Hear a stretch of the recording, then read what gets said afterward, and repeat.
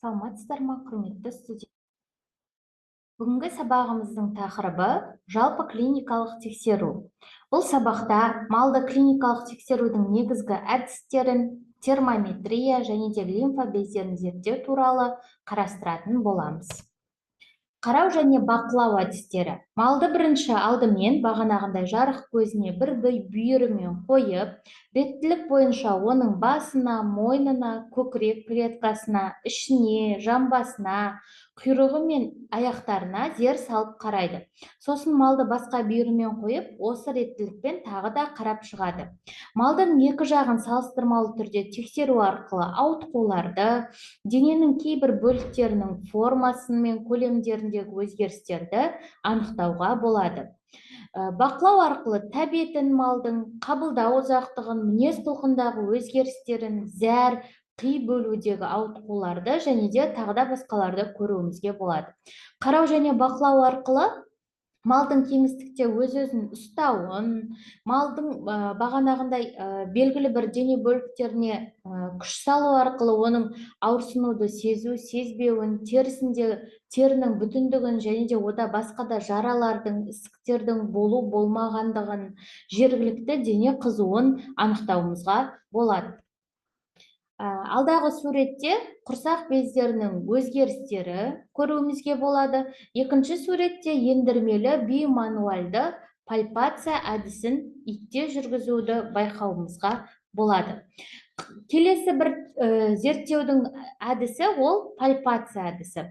Пальпация дегеніміз бұл әдіс арқылы мүшелер мен ұлпалардың консистенциясын, температурасын, көлемін, формасын, қозғалмалылығын, сезімталдығын анықтауымызға болады.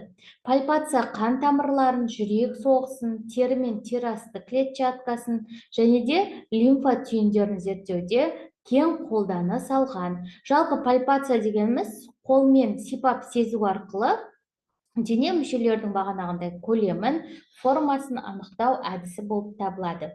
Келесі әдістің түрі ол перкуссия. Перкуссия дегеніміз ол арнайы аспап клессиметр арқылы немесе перкуссиялық балғашық арқылы, не болмаса саусақ арқылы, соққылау арқылы, одан кейін ол белгілі бір ағзаның немесе мүшенің қандай жауап қайтаратынын көру арқылы диагноз қою әдісінің бір түрі болып табылады. Алдағы суретте перкуссиялық балғашықтар мен клессиметрлерді көруімізге болады. Келесі суретте соққылау әдістері көрсетілген.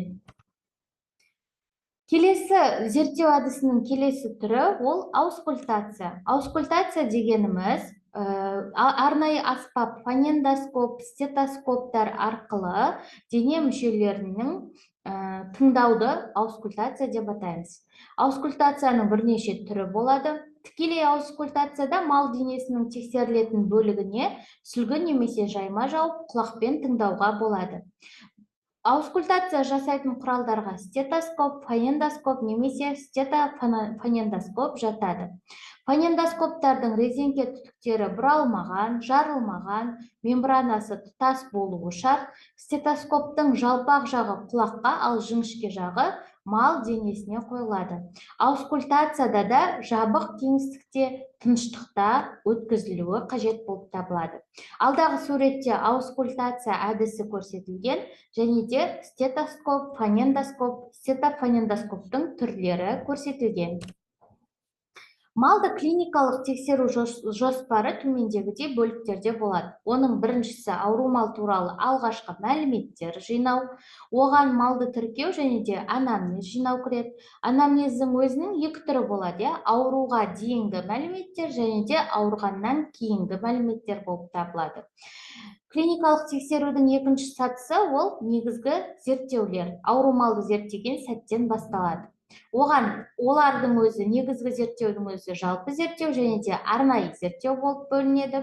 Жалпы зерттеуге малдың габитусын анықтау, көзге көрінетін кілегейлі қабықтарын зерттеу, жүнін, терісін, тері асты клетчаткасын зерттеу, лимфа түйіндерін зерттеу, бұлшық еттерін, сүйектерін, буындарын, тұяқтарын зерттеу және де дене қызуын өлшеу жатады.